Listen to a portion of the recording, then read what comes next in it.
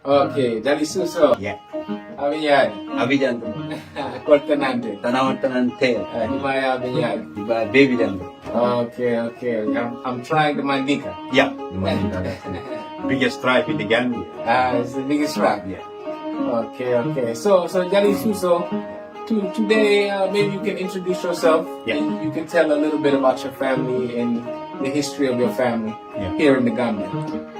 My name is Jali Suso, but commonly called Jali Suso. I'm from the Gambia, West Africa, and then I'm born and grew up in the Griot family. I'm a Griot. My parents are Griot. My family, everyone is a Griot. When you talk about Griots, means we are traditional musicians from the Gambia, and these Griots are families. We have about thousands of family names in the Gambia. So what is the Griots function in the society here, like in the Mandika tribe? Yeah, Griots are traditional musicians, and then we are more onto music as well, because our main function is entertain people, especially in our local ceremonies, like our naming ceremonies and wedding ceremonies. And these ceremonies cannot be held without the presence of the Griots. So we serve as very important people in our community.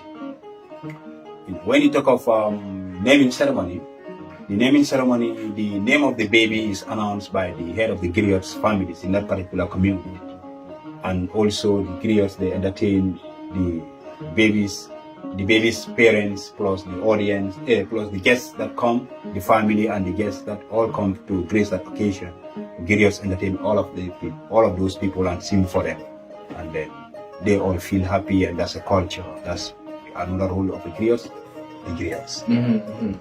Now you spoke a little bit about the naming ceremony. Yeah.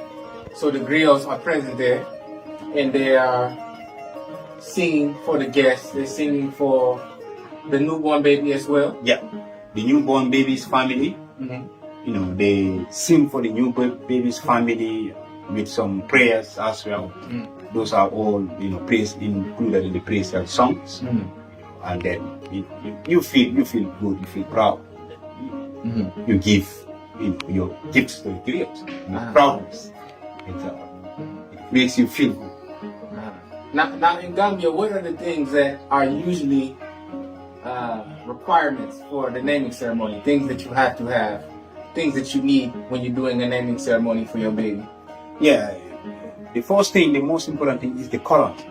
The colon serves as a very important, food, that is shared in the naming ceremony.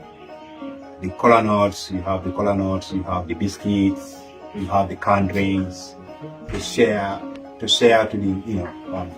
the guests and the families that came to grace the occasion. And also the ram, you have to buy the ram, and the ram, that meat will be cooked with good food, delicious food. You have to provide a very good food for that day, because not only your family, your guests and the community will come and grace the occasion. People who are holding the ceremony, it's their responsibility to to feed everybody that come to this ceremony. It's your responsibility to make sure food doesn't lack. Food, snacks, canned drinks, anything that makes people feel good that day is your responsibility. And also our local green tea, the attire, because some people they love attire, so you have to make sure buy lots of attires, because some will be brewing attire before the lunch is finished. So this attire is very important. Very, very, very important. Very, very, very important. Powdered maize or coos.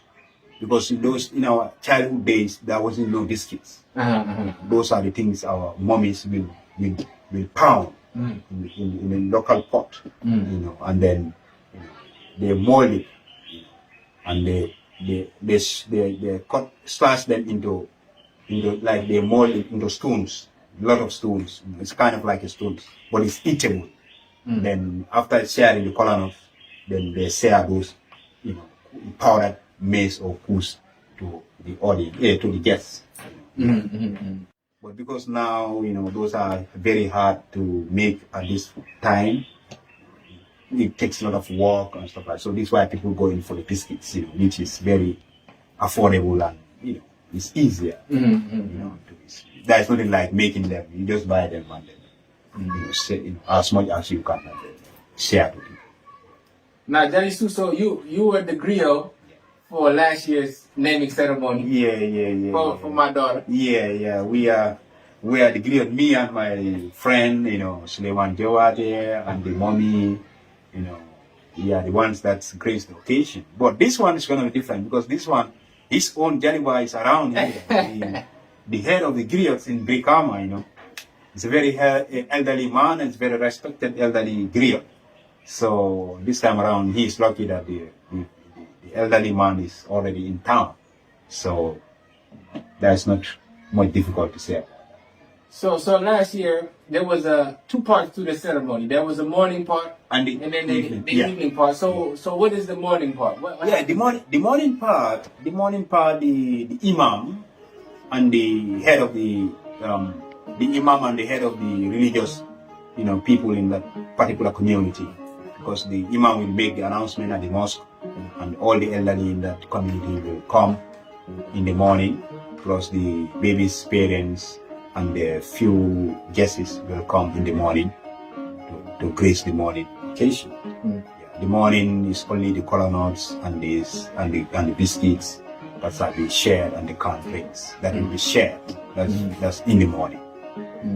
So in the evening is the party time where we eat a lot of meat with good food and with soft drinks with more attire. But the attire has to move from morning up to that has to move evening. But attire is from morning session and evening. That's non-stop. So okay. So that concludes then. Jali Suso, thank you so much. Yeah, my pleasure.